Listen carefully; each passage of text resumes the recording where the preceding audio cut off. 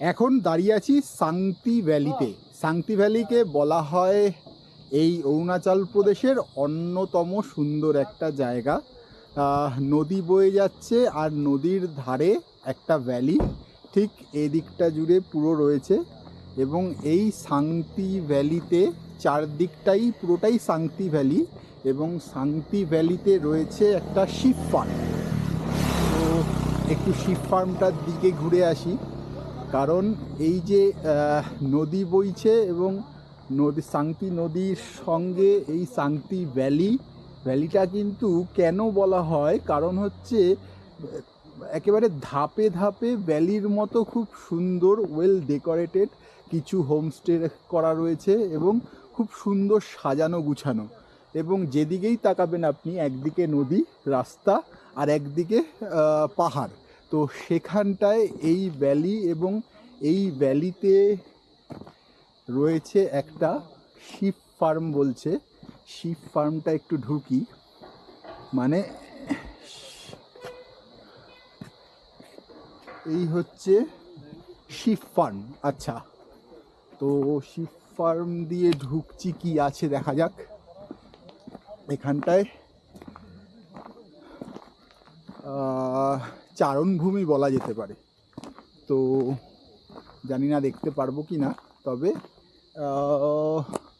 একটা বিস্তীর্ণ জায়গা এখানটায়, এবং চারপাশে এত বড় এরিয়া, মানে চারদিকে পাহাড় রয়েছে আর তার মাঝখানে একটা বিস্তীর্ণ জায়গা যেখান থেকে একদিক দিয়ে নদী বয়ে চলেছে আর তার মাঝখানে কিছু কিছু জায়গায় কটেজ মতো করা রয়েছে, এবং এখানটায় এসে থাকার ব্যবস্থা করা রয়েছে। এবং এরকম একটা পরিবেশ, মানে চারদিকে পাহাড়, সত্যি ভালো লাগাটাই স্বাভাবিক, এবং তার জন্যই সাংতি ভ্যালি এতটা জনপ্রিয়।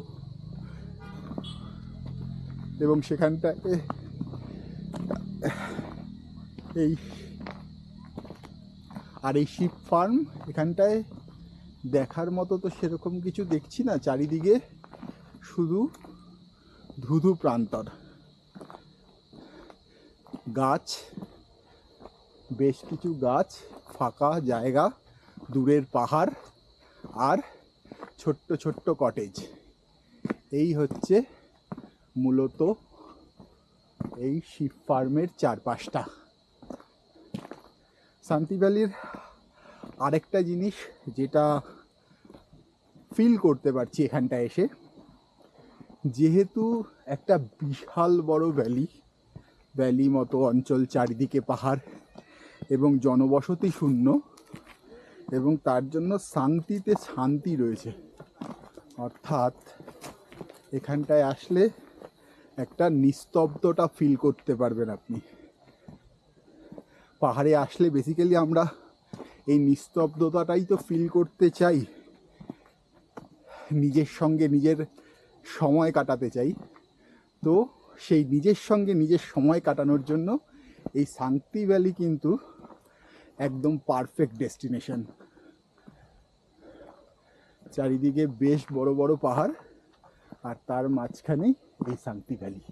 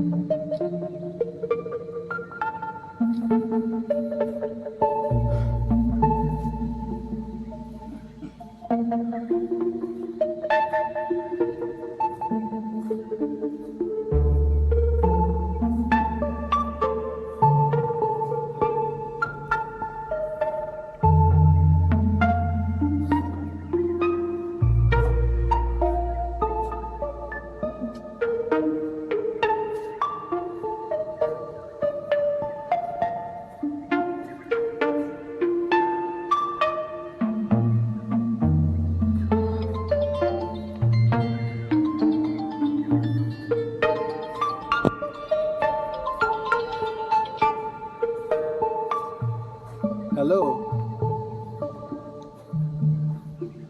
এই বেরিয়েছি, রাস্তায় যাচ্ছি। এটাই শান্তি ভ্যালি বলে একটা জায়গা।